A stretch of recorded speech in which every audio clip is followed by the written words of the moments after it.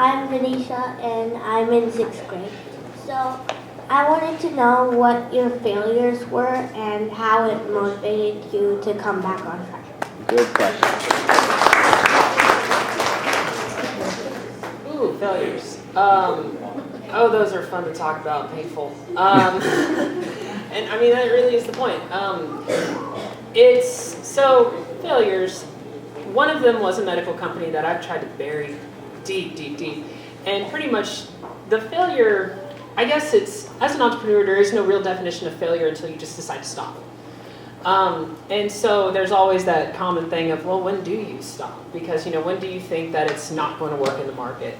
And so one of those products was a prescription sample medical tracking thing, very boring stuff. And the main reason I knew that it was going to fail and I guess get out of it was because there was a lot of new regulation with it, and then a lot of people just didn't see the value at. That's one of those things that you have to do first of all, is to, see there's an opportunity, but is that opportunity worth anything? Will people buy it? And so basically it was what burned down to me saying it was a failure was to one night say, I don't think it's going to work out. And that is the most hardest gut-wrenching thing as an entrepreneur you can say, is something I've worked on is not going to work out. And it will depress you a bit. It may make you question if you're a good entrepreneur, as it made me do. But the main thing that you have to do is just keep getting back out into society. I remember talking to an entrepreneur friend of mine who is probably twice my age. And he basically said, sometimes you just have to get out of the house, get in the middle of society, and see what you can do next. And that can help you kind of get away from that depression of saying that that was a failure. But that's pretty much one of the only failures I can say by monetary standards, by not making any money at all. I don't know.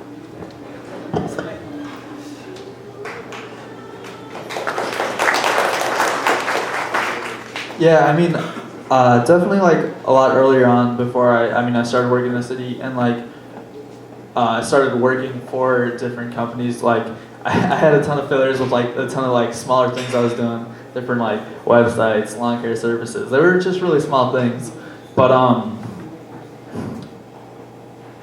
when like something like you'll have an idea of when something isn't working out, like.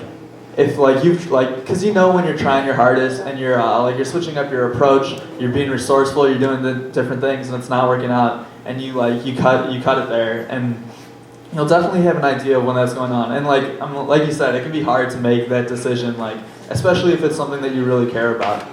But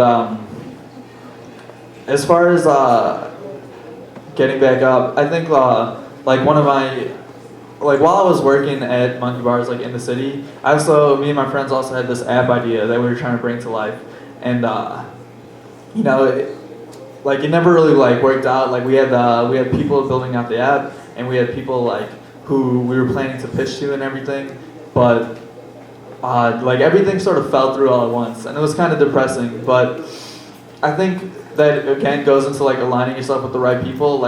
I have a friend who I do all of my ventures with, everything we do together, and we really pick each other back up and help each other out, when we feel like we're failing, and I think that definitely helps working with someone.